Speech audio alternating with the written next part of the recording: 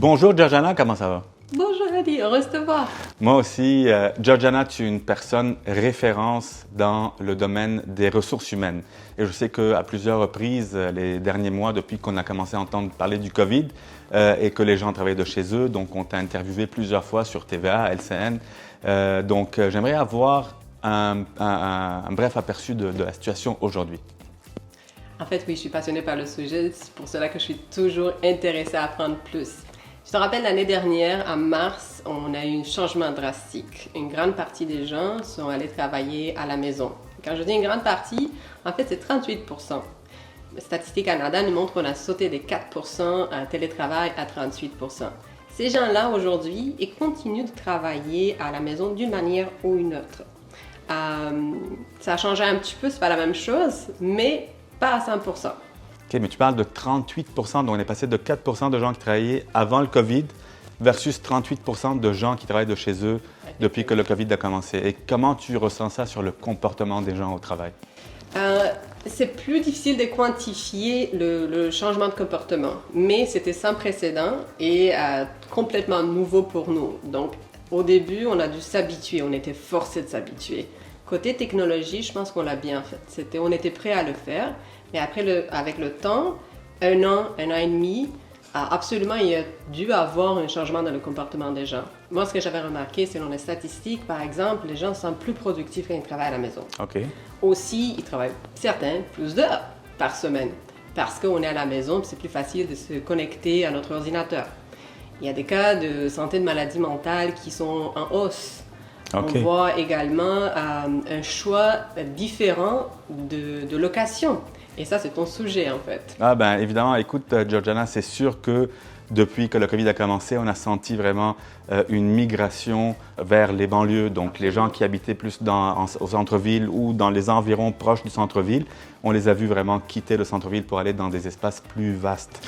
C'est pas étonnant, parce que du coup, on n'a pas changé juste le bureau, on a amené le bureau à la maison, n'est-ce pas? À 100%. Donc, on a le bureau, on a le mari, on a les enfants qui ne sont pas à la garderie ou à l'école, il y a un peu trop de monde.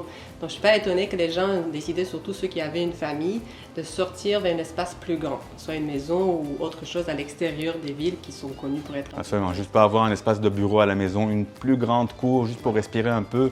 Je pense aussi, tu sais, l'argent qui n'a pas été dépensé en voyage ou en restaurant ou en divertissement en règle générale, ça a été réinvesti en immobilier, surtout aussi que les taux d'intérêt étaient très avantageux pour les acheteurs. Ça, c'est une autre paire de manches. Je ne pense pas que c'est ça qui nous intéresse présentement, mais on voit vraiment donc toute cette migration qui s'est effectuée, puis c'est ça vraiment le point qui est intéressant.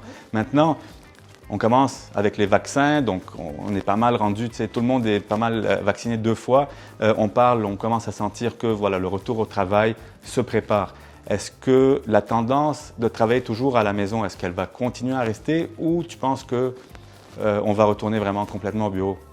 C'est pas aussi blanc et noir comme on voudrait. Par contre, le dernier sondage que j'avais lu, publié par ADP Canada, nous parlait effectivement que chaque entreprise, en grande partie des entreprises, disons 60%, ils ont déjà envoyé un plan de retour au bureau. Wow. Ce plan de retour, il parle, dans certains cas, d'un retour à 100%.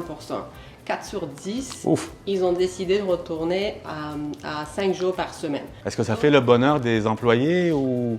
Des employés, peut-être pas. Disons que... Les gens aiment travailler à la maison. Effectivement, selon Statistique Canada, 50% de ceux qui, en mars, ont passé au télétravail voudraient retourner, mais d'une certaine manière flexible au bureau, peut-être 2-3 jours, et d'autres, ils préféraient quand même travailler plus à la maison. Par contre, entre toi et moi, c'est vrai que le marché va décider, nos préférences vont décider, mais les employeurs, ils ont une tendance et des raisons assez fortes pour essayer d'amener les gens au bureau. Pour le moment, je dirais, avec tout ce qui se passe autour de nous, ces plans-là sont un peu au ralenti.